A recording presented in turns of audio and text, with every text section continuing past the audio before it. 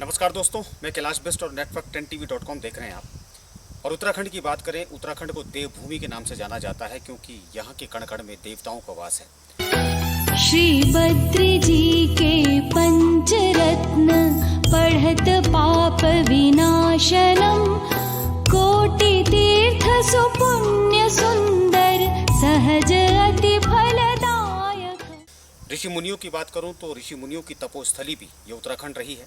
साथ ही अगर कई देवी देवताओं की बात करें तो कई देवी देवताओं ने यहाँ तपस्या की है, जिस वजह से यहाँ पर प्रमुख जो हमारे 4 धाम है वो यहाँ पर स्थित हैं। और हर साल यहाँ पर लाखों की तादाद में श्रद्धालु न सिर्फ देश के कोनों से बल्कि दुनिया के कोने कोने से यहाँ पर आते हैं कि उनकी आस्था इन देवी देवताओं में है। बद्रीनाथ, केदारनाथ, गंगोत्री और यमुनोत्री ये वो 4 पवित्र धाम हैं जिन 4 धामों की यात्रा करने के लिए, जिन 4 धामों के दर्शन करने के लिए श्रद्धालु हर साल यहाँ पर आते हैं। लेकिन इस साल की जहाँ तक बात की जाए, इस साल जो आंकड़ा है वो बहुत चौंकाने वाला है। अगर मैं 2 धामों की बात करूं, खासतौर पर बद्रीनाथ और केदारनाथ की, तो बद्रीनाथ के जो कपाट थे वो 15 मई को खुले थे और 27 जून तक कुल 693 श्रद्धालु यहाँ पर पहुँचे। जबकि केदारनाथ के जो कपाट थे वो 29 अप्रैल को खुले और अब तक कुल 57 श्रद्धालु ही यहाँ पर पहुँचे हैं, जो वाकई में बहुत चौंकाने वाला आंकड़ा है। हालांकि जो सरकार है और जो तीर्थ पुरोहित हैं उनकी आपसी में ये सहमति थी कि 30 जून तक जो लोकल जो लोग हैं या जो फिर स्थानीय जो निवासी हैं, क्षेत्रीय जो लोग हैं, वही यहाँ के दर्शन करेंगे।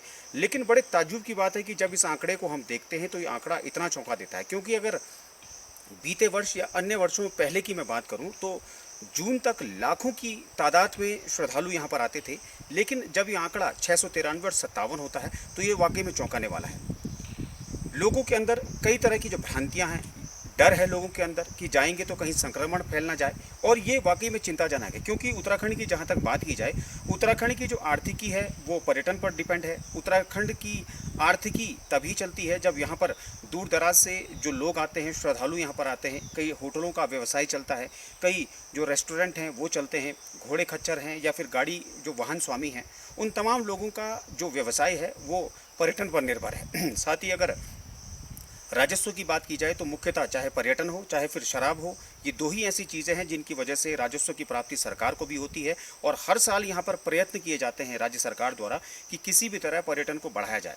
लेकिन जिस तरीके से आंकड़े हैं, इन आंकड़ों से साफ तौर पर ये लगता है कि अभी भी लोगों में डर है।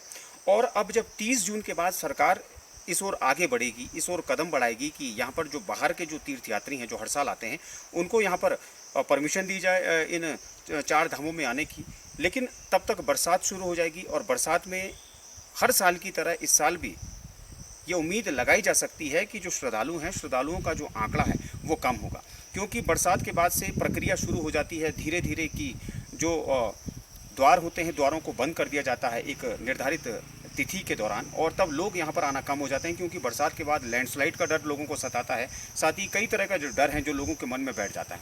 लेकिन यहाँ पर इन सब से परे अगर मैं बात करूँ कि जो पर्यटन है, पर्यटन एक रीढ़ की हड्डी है उत्तराखंड की। और पर्यटन न सिर्फ इन 4 धामों के अलावा जो अन्य जो क्षेत्र हैं, जो इलाके हैं, वहाँ पर भी पर्यटन से रोजगार मिलता है लोगों को, लोगों का व्यवसाय चलता है।